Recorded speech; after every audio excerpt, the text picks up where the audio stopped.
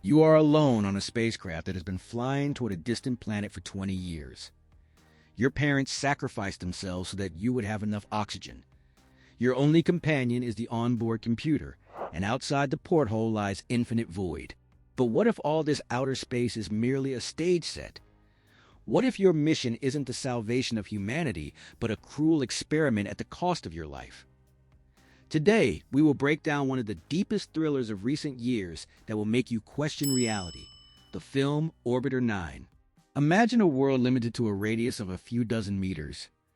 There is no change of day and night, no scent of rain, and no sound of wind. There is only the hum of air regenerators and the cold light of fluorescent lamps. Helena is not just the pilot of the spacecraft Orbiter 9. She is a person for whom confined space has become the only reality. From the very first frames, director Haddam Creech plunges us into a state of deep sensory deprivation. Helena believes she is flying to the planet Celeste to save the remnants of humanity after an ecological catastrophe on Earth. Her parents, as she was led to believe, made the ultimate sacrifice. They voluntarily ended their lives so that the oxygen supply would last their daughter until the end of the journey. This is a crucial analytical point. The foundation of the protagonist's personality is built on guilt and immense responsibility. She is not just surviving, she carries the weight of an entire species' hopes. This is the perfect method of control. When a person believes in a sacred mission, they do not ask unnecessary questions and obediently follow every protocol. Visually, the first part of Orbiter 9 is a triumph of minimalism. White walls, smooth surfaces, a complete lack of personal belongings. This isn't a cozy home. It's a laboratory. We see how Helena spends her days. Grueling workouts, system checks, brief reports to the onboard computer. The director intentionally makes the visuals polished and lifeless. This emphasizes that in this world, there is no room for randomness or chaos. All the things that make us human. Analyzing the environment, we realize this ship is not a vehicle, but a psychological cage. Every object here is functional. Every step is calculated. Helena lives in a state of frozen time. She is 20 years old, but emotionally she remains a child locked in a high-tech nursery.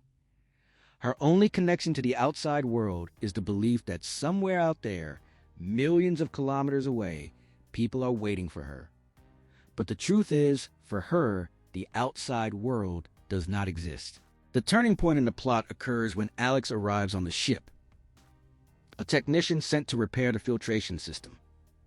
For Helena, he is the first living person she has seen in many years. Their meeting is a collision of two worlds. Alex brings with his presence the scents, sounds, and emotions of true reality, even though he himself is a part of the mechanism that keeps Helena in this trap. Here, a subtle psychological game begins. We see instincts awakening in Helena that no protocols can suppress, a thirst for intimacy, curiosity, and fear. But look at Alex. He knows the truth. He knows that Orbiter 9 is not hurtling through a vacuum toward a distant star, but is securely entombed deep within the Earth. His presence is simultaneously Helena's salvation and the beginning of the destruction of her universe. An analysis of their interaction shows the system can control the supply of oxygen and food, but it is powerless against the human need for another human being. The first part of the film leads us to the main question. What is all of this for? Project Orbiter is not a rescue mission. It is a global social experiment. The corporation behind it is studying the limits of human endurance. To them, Helena is not a hero, but sample number 9. Through her, scientists want to understand how long a person can maintain their sanity in total isolation before being sent on a real flight. This is a chilling critique of modern science devoid of ethics. We see how, for the sake of the good of future generations, the life of a real living person is sacrificed in the here and now. Helena was stripped of her childhood, family, and future. Her existence turned into dry statistics on the observer's monitors.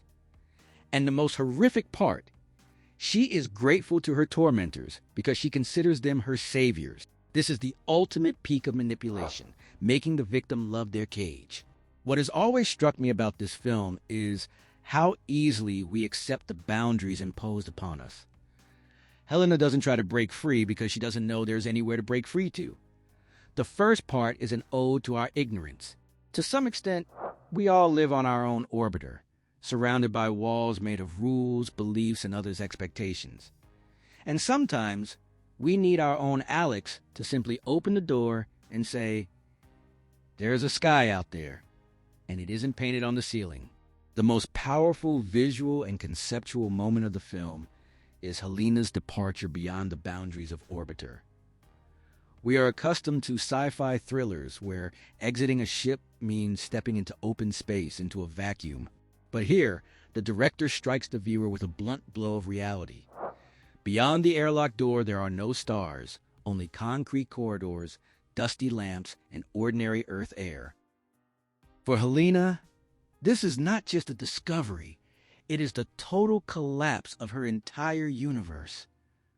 Imagine, for 20 years, you believed that death and icy vacuum lay beyond the walls, and that your parents died as heroes. Then suddenly, it turns out you are just a few kilometers from Madrid, and your entire existence is a line item in a corporate budget.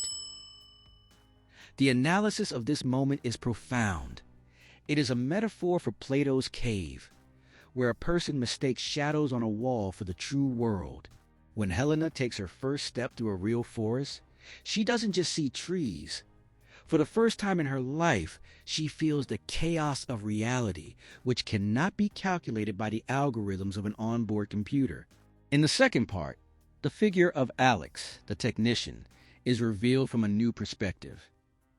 He is not just an accidental guest. He is one of those who helped build this cage. His decision to lead Helena outside is not merely a romantic gesture. It is an act of atonement. Alex sees in her not sample number 9, but a living reflection of his own conscience. It is fascinating to trace their interaction in the real world.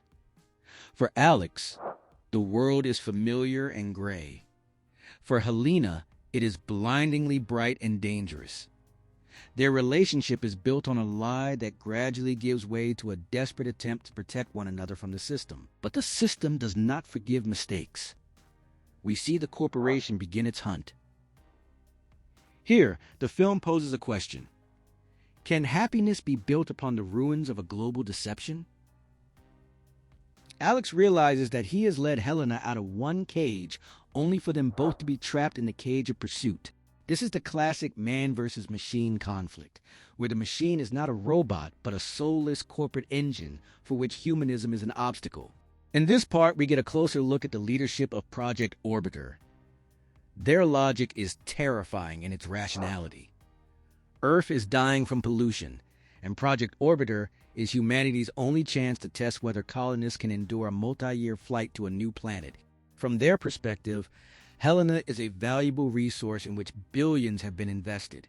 Her feelings, her pain, and her right to the sun hold no significance in the face of the potential extinction of billions of people in the future. This is a vital analytical layer. How far can science go? Do we have the right to torture one person today to save thousands tomorrow? The film shows us the cold face of technocracy. We see scientists observing Helena's suffering through monitors as calmly as we observe microbes through a microscope. This is dehumanization in its purest form. When Helena discovers that she is merely one of 10 such test subjects, her personal tragedy scales up to the level of a global crime against humanity. The most terrifying thing in the second part isn't the pursuit or the corporate lies. It is the realization that Helena is physically and psychologically unsuited for life in the wild. Her lungs, her skin, her psyche, everything was tuned to the conditions of the simulator. She is a biological hostage of her own prison. I was struck by how the author shows the protagonist's longing to return to the safety of the walls. Freedom turned out to be too heavy a burden. This is a very accurate observation. The system doesn't just lock us up, it makes us dependent on its limitations. We see how Helena, looking at the real sky, begins to miss her painted cosmos, because there everything was clear and predictable.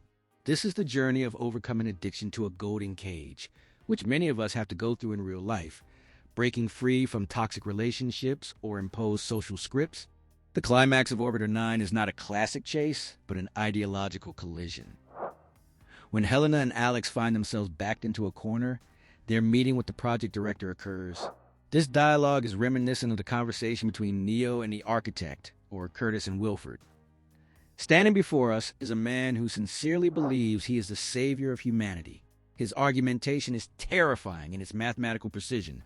Earth is suffocating, resources are depleted, and Project Orbiter is the only chance to test whether our species can survive a multi-year flight to a new planet. Here we witness the ultimate peak of the system's cynicism. The project's creator does not view Helena as a victim. To him, she is a priceless asset in which billions have been invested. He justifies her broken life with the greater good. The analysis of this moment exposes a grim truth. Any totalitarian system always hides behind noble goals to justify localized cruelty. To the corporation, Helena is data, not a person. But this is exactly where the system fails. The designers fail to account for one factor that cannot be entered into a spreadsheet: the human capacity for self-sacrifice, not for the sake of an idea, but for the sake of another human being. Why did Alex choose to betray his colleagues? And why didn't Helena despise him upon learning he was her jailer? The film provides a clear answer. Human emotion is that unpredictable bug that shatters any simulation. In the sterile world of Orbiter, where everything is calculated down to the last gram of oxygen, an unquantifiable attachment emerged. Alex, despite being part of the machine, chose the chaos of life over the order of lies. This is a vital psychological subtext. The salvation of humanity is impossible if we lose the very thing that makes us human: empathy. If we journey to a new star while leaving morality and compassion behind, who exactly is it that will land on Celeste? They wouldn't be humans, but biological robots, adapted for survival yet devoid of a soul. Helena's existence proves that life in a cage, even a golden one, kills the creative spark, turning a person into mere biomaterial. Her rebellion isn't just a desire to see the real sky. It is a demand for her agency to be recognized. The finale of Orbiter 9 might seem controversial, but it is entirely logical. Helena makes the decision to return to the simulator, not as a victim, but as a victor. She issues an ultimatum to the system. She will continue the experiment and provide the scientists with the data necessary to save Earth, but only on her terms. She demands a life for her future child and Alex's presence by her side. This is a powerful symbolic gesture. Helena realizes she is physically adapted only to this specific environment. Outside, she is an outcast whose body is unprepared for Earth's bacteria and climate. Her return is not a capitulation. It is an act of supreme will. She transforms her prison into her home. If the walls of Orbiter were once the boundaries of her ignorance, they now become the protection for her small world. She is no longer a lab rat. She is a full partner. This is a story about how freedom isn't always the absence of walls. Sometimes, freedom is the right to choose which walls you will build your happiness within. The final frames, showing Helena's grown daughter emerging onto the surface many years later, bring the journey full circle. The experiment succeeded, but not in the way the scientists intended. Humanity gained a chance at salvation, not because the system was perfect, but because the living people within that system proved stronger than its rules. Project Orbiter is a metaphor for our own journey. We are all hurtling through infinity on our own ship called Earth. We are limited by resources, dependent on technology, and often manipulated by those who claim to know what's best. But the film reminds us, the meaning of the flight isn't just to reach the destination, but to preserve the spark of life and love along the way. Helena traveled the path from sample number 9 to the mother of a new generation. She outplayed her creators on their own field, proving that a living heart is always more important than the most perfect algorithm. And what do you think? Was it worth it for Helena to return to the bunker for the sake of her child's future? Or was this just another victory for the system over a human being? Share your thoughts in the comments. I'm really interested in your opinion. By the way, I've left the full title of the movie and a few other similar double-layered thrillers in the pinned comment under this video. Give this video a like if this breakdown made you think, and subscribe to the Story Arc Cinema channel so you don't miss our new deep dive movie analyses. Remember, your life is not an experiment. See you in the next video.